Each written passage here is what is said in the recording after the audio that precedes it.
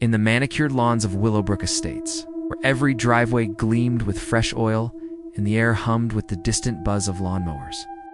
Thomas Hale unpacked the last box from his U-Haul. It was a sweltering July afternoon in 2025. The kind where heat shimmered off the asphalt like a fever dream. Thomas, 42 and hollowed by grief, had fled the clamor of Chicago after his wife Elena succumbed to a sudden aneurysm. The doctors called it mercifully quick. He called it theft. Willowbrook promised a fresh start at cookie-cutter colonial on Elm Street, bought sight and scene through a realtor's glossy brochure. Community-focused, the ad had read, "Where neighbors become family." The house was pristine. White siding, black shutters, a porch swing that creaked invitingly in the breeze. Thomas wiped sweat from his brow, his graying temples catching the sun, and dragged the box labeled Elena's things inside. He couldn't bear to open it yet. Instead, he cracked a window, letting in the scent of blooming hydrangeas, and collapsed onto the leather couch that still smelled faintly of her perfume. By evening, the streetlights flickered on like hesitant eyes. Thomas grilled a solitary burger on the back patio, the sizzle echoing in the quiet. Ow. That's when he heard the murmur. Soft at first, like radio static from a neighbor's window. He paused, spatula midair, straining to listen. ...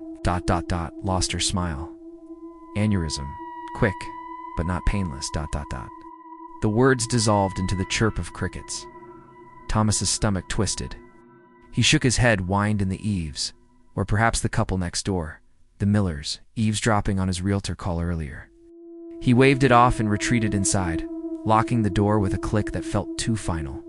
Sleep came in fragments that night, Elena's face dissolving into shadows. Around 2 a.m. the whispers returned, threading through the walls like roots seeking water. ... Thomas. ... A hospital. In the hospital. ...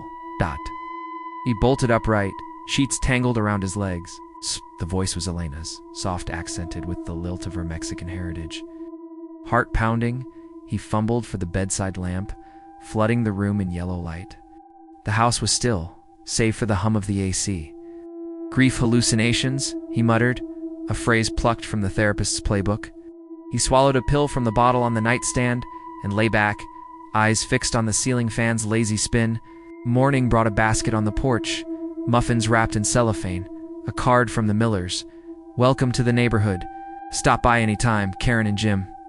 Thomas knocked on their door that afternoon, the scent of fresh-baked goods wafting from within. Karen answered, mid-40s, blonde and beaming, her smile stretched like taffy. "Thomas, come in. Come in." Jim's just firing up the grill.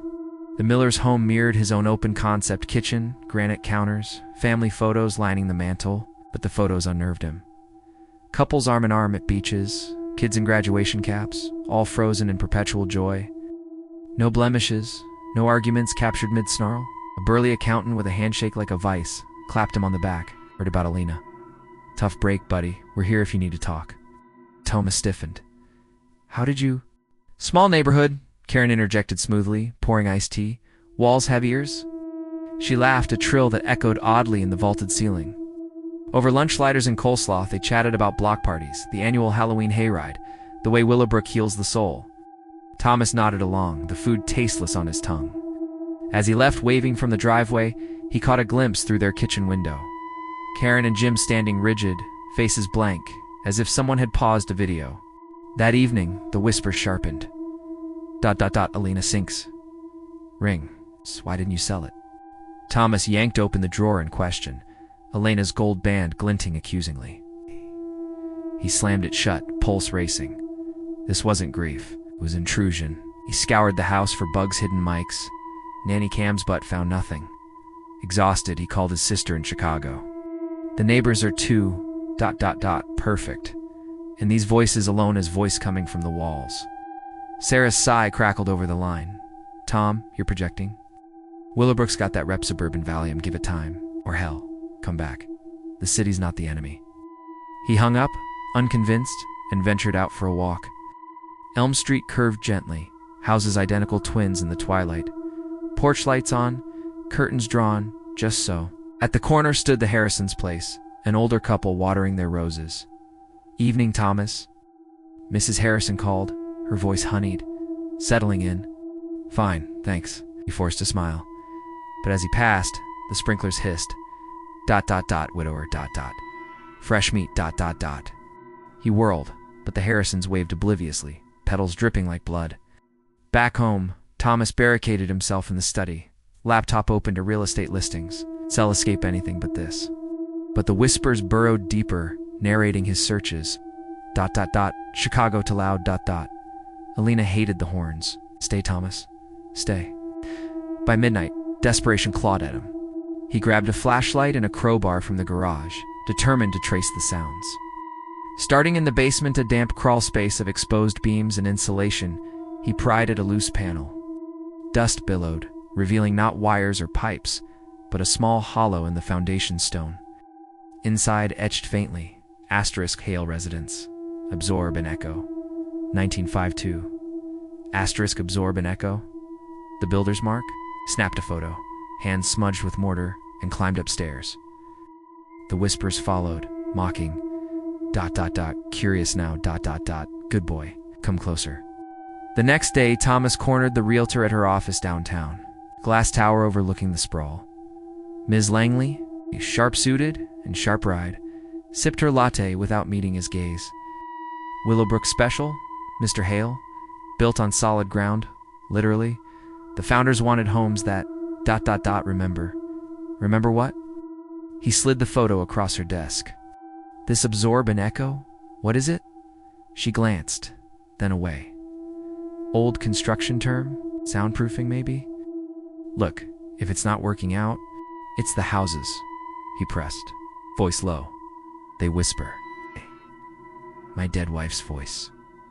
The neighbors, they know things they shouldn't. Langley's smile faltered, just a twitch. Grief plays tricks. But if you must know... ... Double quotes. She leaned in, breath minty. Willowbrook was a sanitarium site once, for the broken shell shocked vets' hysterics. It tore it down in '52, built over the foundations. Said the land heals by holding memories. Placebos for the soul. She straightened, smoothing her skirt. Sell if you want. But buyers line up for the piece. Thomas left in a daze, the city noise a bomb after Willowbrook's hush. On the drive back, his phone buzzed a text from an unknown number. Stay. We're family now. He deleted it, knuckles white on the wheel. Night fell heavy, the whispers a symphony now. From the kitchen, Elena's recipe for pozole, her laughter bubbling. From the bedroom, their first fight, words spat like venom. Thomas pounded the walls, crowbar swinging, plaster cracking like eggshells. Shut up. Leave me alone. But the voices only swelled, neighbors' tones joining Inkern's trill, Jim's rumble, the Harrisons' croon. ... Join us. ... Fill the hollow. Your pain makes us whole. He fled to the street, barefoot in pajamas, the summer air sticky against his skin. Willowbrook slumbered, windows dark, but silhouettes moved behind curtains, waiting. At the Millers, the porch light bloomed, Karen stepping out in a robe, curlers in her hair. Thomas? Everything all right?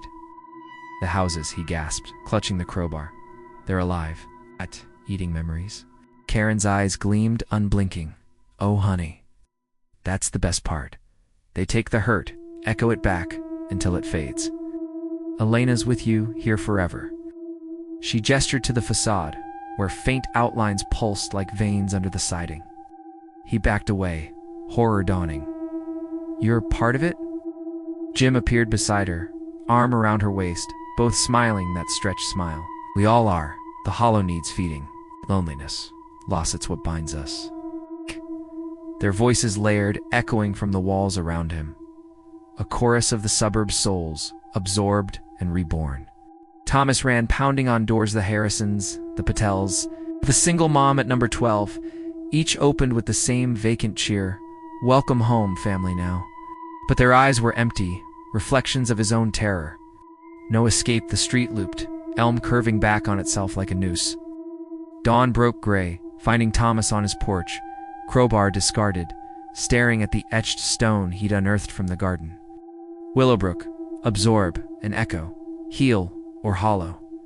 He laughed, a broken sound, as the whispers softened to a lullaby Ona's voice, soothing now.